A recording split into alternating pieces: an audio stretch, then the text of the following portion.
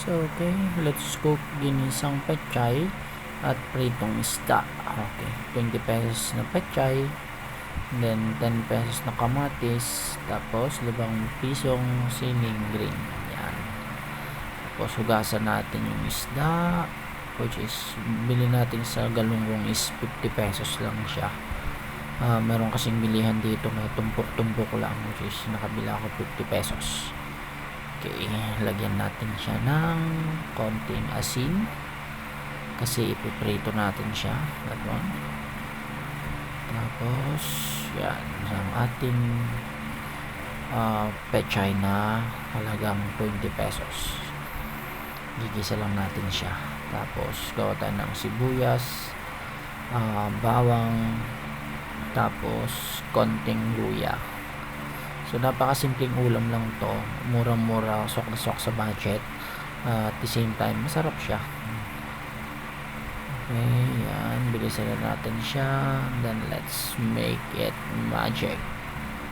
Okay, yan, prepare na yung gagamitin natin sa paggigisa, onion, garlic, ginger.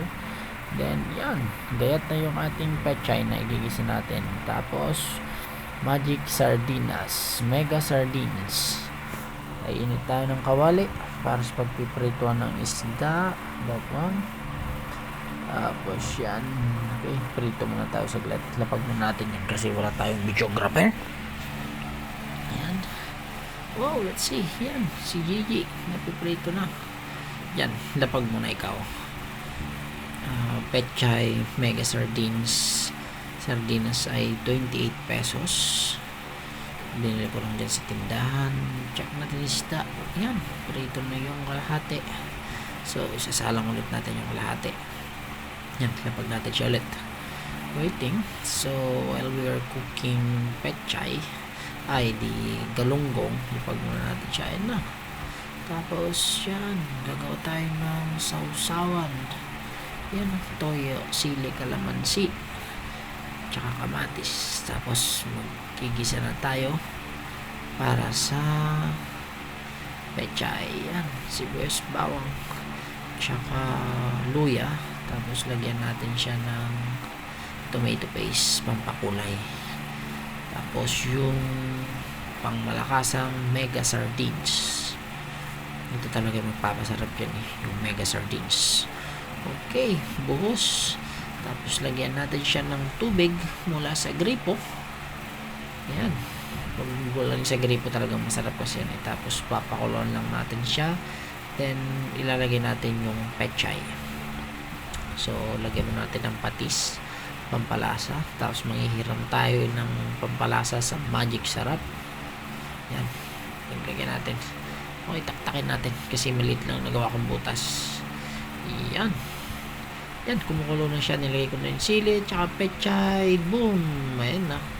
Yan na. Pasensya na magulo. So, while waiting na maluto siya, so, konting linis-linis muna tayo sa lababo para maiwasan natin yung pagkakaroon ng kalat-kalat na daga. Ayan. Yung na-spray ko nga pala is merong zone roction. Tapos sabon. Ayan. Punasan natin yung ating pinaglapag-lapagan. Ayan. Habang natin maluto yung ating ginisang pechay sa sardinas. Siyempre mo, napakamura lang niya pero sulit na sulit din talaga. Ayan, check natin yun. Luto na siya. Ayan na. Oh, ang gulo naman ng videographer. Ayan, tapos linisan natin yung sa part ng kalan. Kasi yung mga pinagtalsik-talsikin dyan bago tayo kumain, bago natin ilagay sa plato natin ang ating ulam at kanin. So yan, lagay na natin sa lamesa and then that is it. Wow, okay na yung budget ulam natin. Isang pechay, pritong isda, tapos may sausawan tayo ng toyo mansi at may konting sile.